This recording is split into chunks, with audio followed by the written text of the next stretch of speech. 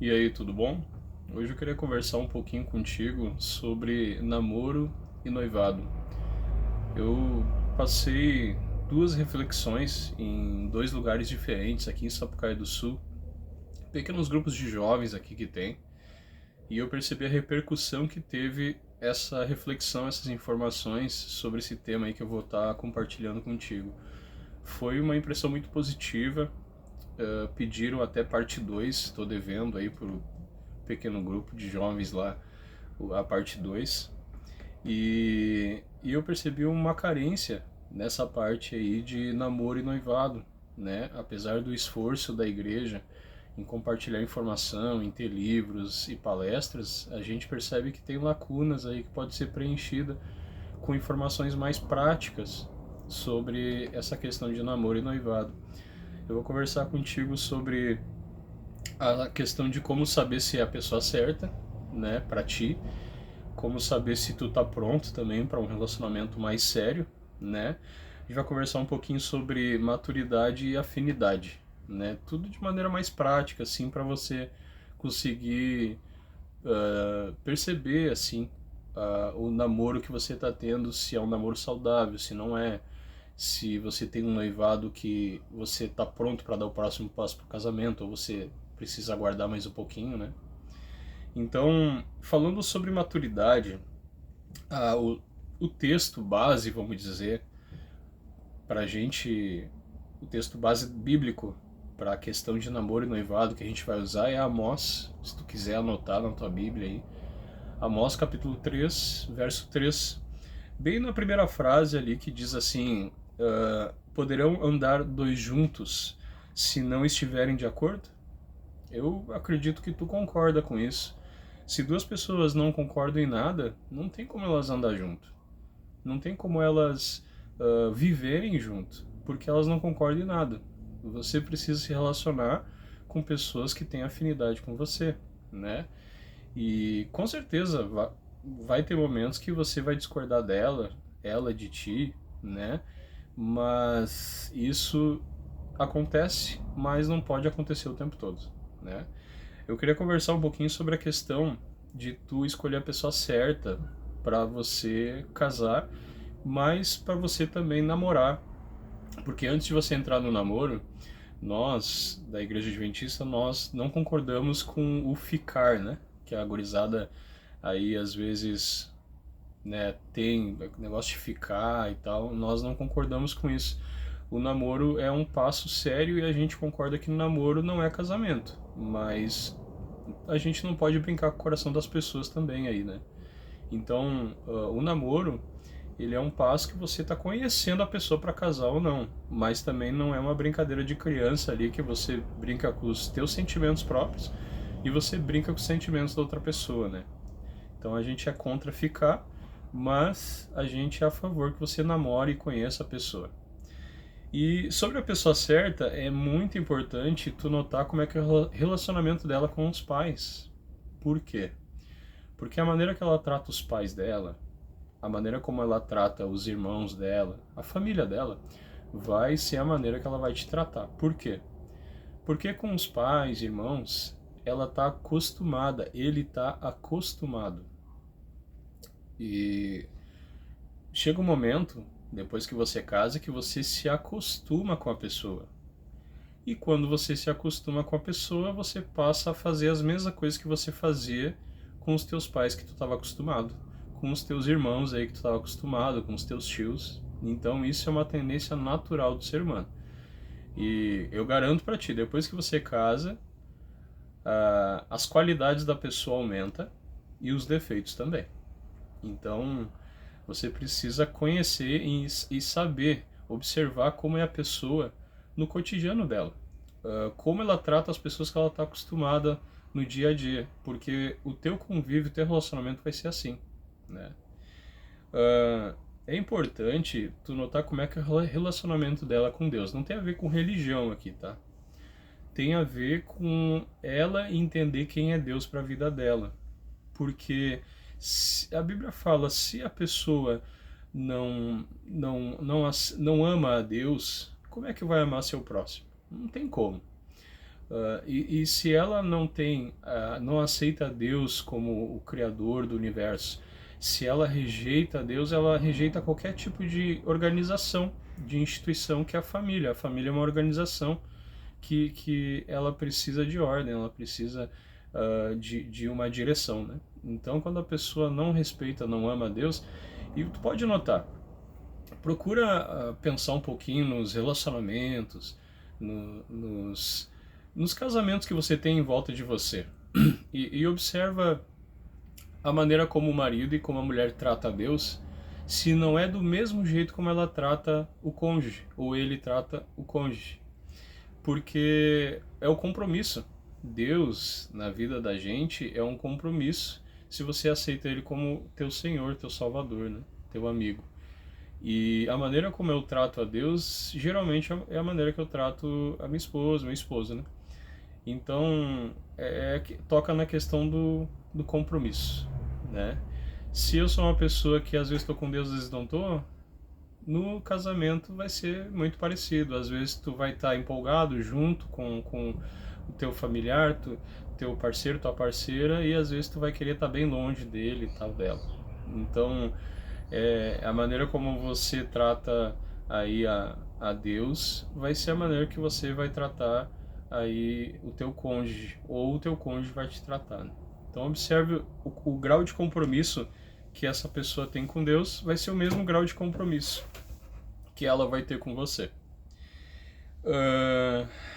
Eu brinco, né? Tu precisa se relacionar com uma pessoa que saiba ser irreverente, porque é muito chato tu conviver com uma pessoa chata. É muito chato tu conviver com uma pessoa que não sabe quebrar gelo, que é uma monotonia, uma pessoa parece que ela tá morta, né? Ela não sabe brincar, ela não sabe ser leve, ela é uma pessoa contraída, não é descontraída, né? Eu não tô aqui taxando ninguém, nem tendo preconceito com alguém, né?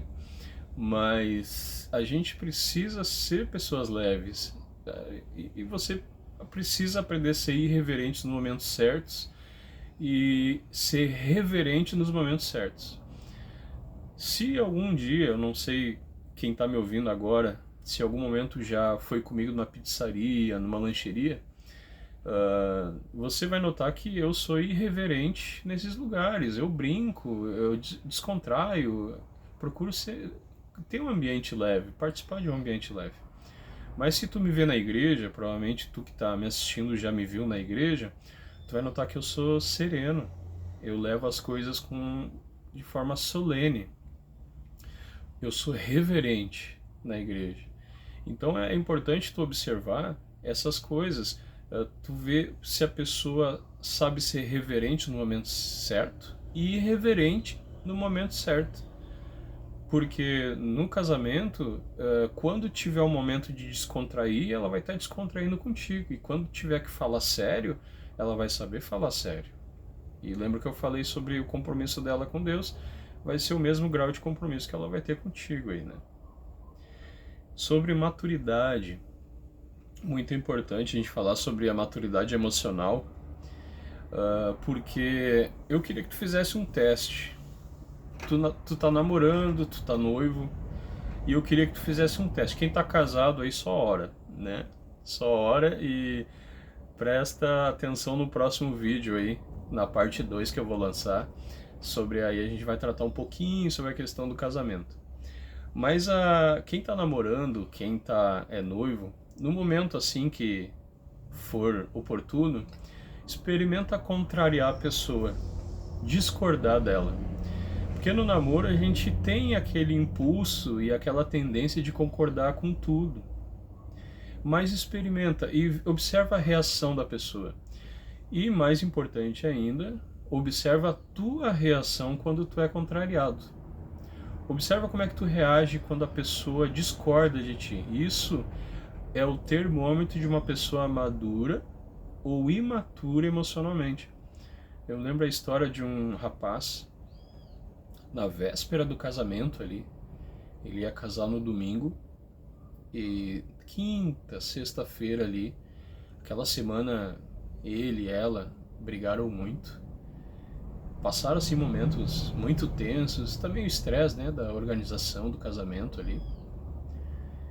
Só que durante o noivado e o namoro eles brigavam muito, muito mesmo. E foi tão ruim, a situação começou a se tornar tão pesada que ele falou para ela: olha, eu tenho percebido que a gente tem brigado muito e eu decidi que eu quero adiar o casamento.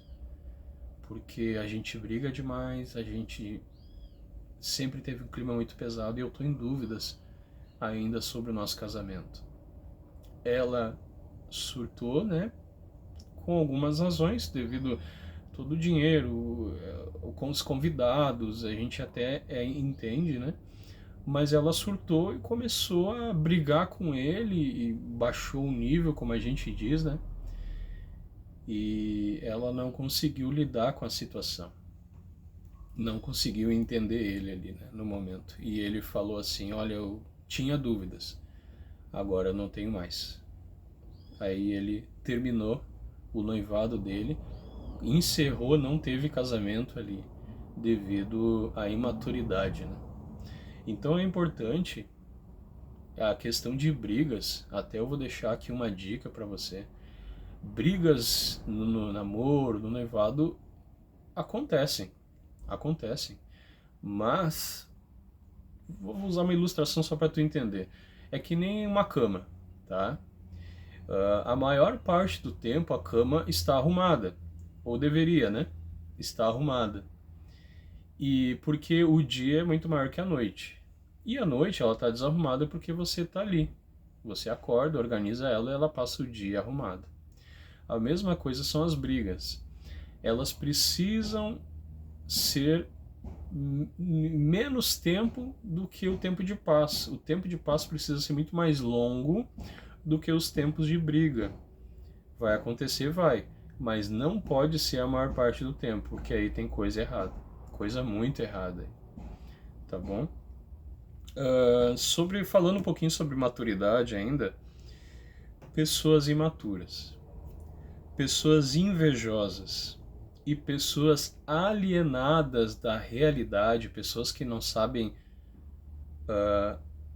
vamos dizer assim, viver na realidade, elas gostam de controlar as outras pessoas, porque elas não conseguem controlar a própria vida, não conseguem controlar as circunstâncias da vida dela, e ela então, como vê alguém que ama ela, quer dar o coração para ela usa isso para obter controle em cima da outra pessoa, né? Então, observa bem.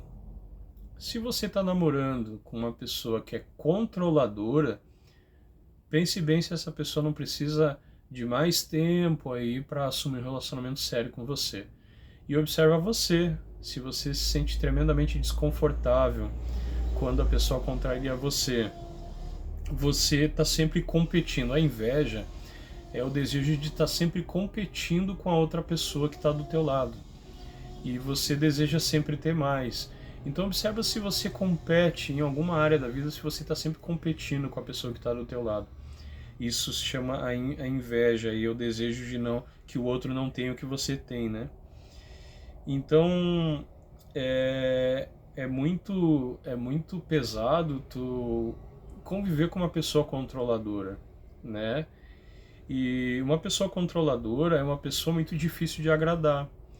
Pessoas leves, saudáveis emocionalmente, são pessoas que são muito fáceis de conviver, são pessoas leves, né? E são pessoas fáceis de agradar. Tu não precisa dar um presente caríssimo para essa pessoa para ela se sentir amada, para ela se sentir que realmente aí ela parece que abre o coração, como se finalmente tu tivesse provado para ela que tu ama ela ou ele, né? Então cuida bem se a pessoa que tu tá se relacionando é uma pessoa difícil de agradar, porque pessoas orgulhosas, eu sei que é pesado isso que eu tô te falando, mas é necessário você observar se você não está se relacionando, tendo um relacionamento doentio, né? Um relacionamento aí que vai te trazer problemas emocionais, né? Tóxico, né? Como dizem, um relacionamento tóxico. Então, quando uma pessoa é muito difícil de agradar, significa que ela não aprecia a tua companhia, a tua presença. Ela aprecia mais as coisas, que é dinheiro e bens, do que a tua própria companhia. Então observa muito bem se vale a pena se relacionar com uma pessoa assim. Porque se um dia você passar por uma crise financeira, uma dificuldade financeira, ela vai excluir você da vida dela. Então observa bem essa pessoa aí, se é a pessoa certa. E também é importante se avaliar, né? Se você também, para você ter a pessoa certa na tua vida, você precisa ser também a pessoa certa aí. Afinidade, isso aqui é muito importante. E esses pontos aqui que eu vou tocar para a gente ir encerrando aqui é a questão de afinidade. Afinidade sobre dinheiro. Quais são os objetivos financeiros que vocês têm? Os dois conversem sobre isso no namoro, conversem ainda mais no noivado, né? Qual tipo de vida vocês querem ter? Vocês querem ter uma vida simples? Tem pessoas que se satisfazem em ter uma vida simples, isso não está errado. Você quer ter uma vida estável? Você quer ser rico? Nenhuma dessas coisas está errado. Nenhuma delas. A questão é se vocês vão caminhar junto nessa direção. Porque uma casa dividida não cresce. Uma casa dividida não cresce. Isso aqui é muito importante você guardar no coração. Vou tocar num ponto muito sensível agora e eu queria que você entendesse. Que você, por um momento, abrisse o coração, ouvisse o que eu estou dizendo e depois você pode fechar de novo aí a tua ideia e seguir em frente. Mas pelo menos queria que você escutasse esse aqui, porque você raramente vai escutar isso por aí, tá? Visão política. Não é sobre candidato. Não estou falando sobre candidato. Não estou falando sobre preferências. Eu estou falando que a visão política que a pessoa tem é a visão de mundo que ela tem. Isso aqui é muito sério. Procure se relacionar com pessoas que têm a mesma visão de mundo que você. Deus ele fala assim, ó, para a gente não se relacionar em julgo desigual. O que significa isso? O ateu casa com ateu. O evangélico com evangélico. A pessoa que tem uma religião afro casa com uma pessoa que tem a religião afro. O adventista casa com o adventista. Por que isso? Porque a tua religião vai definir muito a tua visão de mundo. E a tua visão política é a tua visão de mundo que você recebeu de herança dos teus pais ou você concluiu que a vida é assim. A visão de mundo, ela determina como a pessoa se relaciona com a sociedade, com as autoridades, com os governantes, como isso aqui mais importante do que nunca, a forma de ela resolver os problemas da vida. A forma como ela resolve os problemas internos dela e a forma como ela resolve os problemas externos. Marido e mulher, filhos, vizinhos, trabalho. A visão ideológica de esquerda e de direita eu não vou entrar nos méritos aqui. Mas essas duas visões elas são opostas, completamente opostas. Então, quando você e sua esposa, seu esposo, for lidar com os problemas do dia a dia, se vocês tiverem uma visão política oposta, vocês sempre vão ter visões opostas. É importante tu até anotar isso aqui. Vocês sempre vão ter visões opostas de como lidar com a vida. Então, para você diminuir as brigas, recomendo, aconselho, procure se relacionar com uma pessoa que tem uma visão aí política semelhante à tua, tá? Não precisa ser igual, mas é importante ter a mesma ideologia, procurar ter a mesma visão para você não ter tantas brigas. Filhos, tá? Vocês precisam decidir os dois se querem ter filhos ou não, porque isso sim pode trazer problemas sérios no teu casamento, tá bom? Sexualidade. eu preciso tocar nessa parte, porque o mundo fala aí de forma aberta sobre sexo. Por que que nós, cristãos, não vamos falar também, né? Nós precisamos tocar nesse assunto e falar sobre isso com os nossos jovens. A gente precisa conversar, aconselhar, porque é muito melhor eles receberem de uma fonte limpa, que é a Bíblia, né, do que uma fonte aí do mundo, que nem a mídia, filmes, pornografia, né?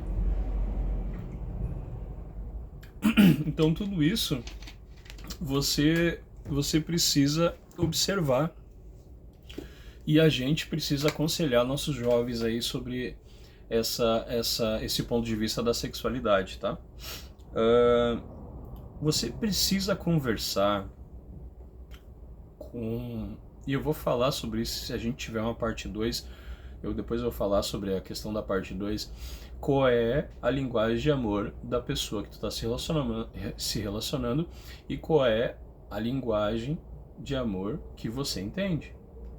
E a parte sexual, ela é importantíssima, porque você precisa saber se tudo que a pessoa sabe sobre isso, sobre sexo, vem de uma fonte bíblica, de livros, bons livros, né, boas revistas, né, ou se vem da pornografia. Porque se a fonte de informação que ela tem, por exemplo, é uma família deturpada, uma família aí que tem uma visão sexual completamente corrompida, ou a pornografia, o que vai acontecer? Ela vai querer fazer as mesmas coisas com você. E tem coisas, biblicamente, ali, especialmente no livro de Cantares, tem coisas ali que a Bíblia permite você fazer. Só que tem coisas que a Bíblia não permite você fazer. E a pornografia é tudo liberado. Quanto mais cruel, quanto mais você sente prazer, mesmo que seja cruel que você vai fazer, quanto mais cruel e te der prazer, pior você tem que fazer com o seu cônjuge. Então a pornografia, ela apela para isso, para tudo que é baixo, para tudo que é cruel, porque o mais importante é te dar prazer. E a Bíblia, ela pensa diferente. Você tem que pensar no que dá prazer pro outro, pro teu cônjuge. E o teu cônjuge precisa também pensar no que dá prazer para ti. Mas tudo dentro do âmbito saudável. Então, é importantíssimo tu pensar sobre a parte da sexualidade e conversar. Eu recomendo conversar quando você já é noivo, porque dentro do âmbito cristão não é legal conversar sobre esse assunto, porque vocês são namorados. Vocês não estão para casar. Então a gente, pela Bíblia, entendemos que o sexo é depois do casamento. E no namoro não é momento ainda, você está conhecendo a pessoa. Já no noivado é interessante vocês dois conversarem sobre isso. Porque você precisa ver qual é a fonte que o outro tem e qual é a fonte que você tem sobre esse assunto. Leia bons livros. Existe muito livro sobre isso. Existe muito livro bom aí sobre isso, né? O professor Leandro Quadros aí lançou um livro recentemente aí sobre esse assunto. Então vá lá, né? São livros bons aí que a igreja tem para te trazer informação riquíssima para você ter um relacionamento futuro, um relacionamento futuro prazeroso, bom, pleno, né? Então é importante aí você observar isso. E será que o que você tem com o teu namorado, com a tua namorada é amor? Será que é amor? Observa essas características que a Bíblia dá sobre o amor. Você vai descobrir agora se o que você tem é amor ou não é. Se a pessoa te ama ou não. E se você ama essa pessoa ou não. A Bíblia, ela fala sobre o amor. Ela descreve em detalhes o que é amor. Eu vou citar algumas características do amor, não vou citar todas aqui. Mas, por exemplo, você sente alegria. Não é só a felicidade momentânea, mas quando tu tá longe dessa pessoa. Quando você está perto é aquele momento gostoso, mas quando você está longe, você permanece alegre ou você fica depressivo? Quando você fica depressivo, quer dizer que você se tornou dependente emocionalmente dessa pessoa. Essa pessoa, ela se tornou um vício para você e ela, se quiser, pode te escravizar. Então é importante você perceber se você se sente feliz com essa pessoa e se você permanece feliz também quando não pode estar junto com ela. Porque senão se torna um relacionamento tóxico também e infelizmente doentio. Tá bom? Paz. Isso aqui quase ninguém dá bola. Quando tu tá se relacionando com essa pessoa, tu tem paz? Tu se sente em paz do lado dessa pessoa? Essa pessoa, quando conversa contigo, parece uma sinfonia tocando. É gostoso de ouvir essa pessoa, é gostoso de se relacionar com essa pessoa, ou parece uma música funk, uma bagunça, uma desordem aí, né? Tem que observar se tu sente paz do lado dessa pessoa e também, né, observar se a pessoa se sente em paz do teu lado. Pergunte para ela e diz para ela ser cruelmente franca, porque isso vai te ajudar a melhorar. Observe se a pessoa, quando tu chega perto dela, se sente em paz contigo, ou se ela se sente tensa. Ela sente que está te devendo alguma coisa, ou você sente que está devendo alguma coisa para essa pessoa. Então, paz, quando você tem paz, é outra característica de que é amor. Fidelidade. Se essa pessoa te trair no namoro, meu amigo, minha amiga, essa pessoa vai te trair no casamento com certeza.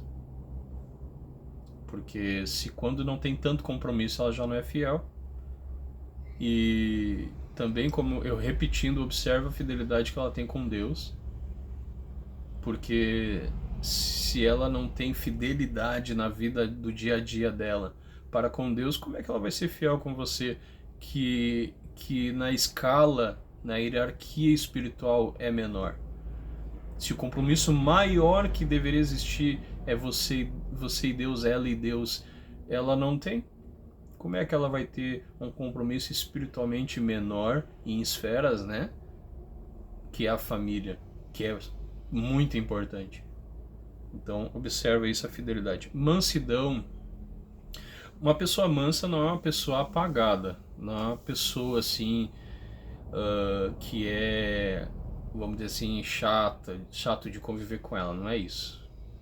Uma pessoa mansa é uma pessoa que não é feroz, cruel, não é uma pessoa que se irrita fácil por qualquer coisa. E se relacionar com uma pessoa mansa é uma das melhores experiências que tu pode ter. E se a pessoa encontrar em você mansidão, ela vai ter prazer de ficar do teu lado. Por que às vezes as pessoas dão desculpa para não ficar do lado da gente? Por que às vezes as pessoas parecem que não gostam de passar tempo com a gente? Por que às vezes o teu namorado, tua namorada tá começando a dar um monte de desculpas para não ir em tal lugar, não ir em tal lugar? Às vezes não é o lugar, às vezes é a companhia.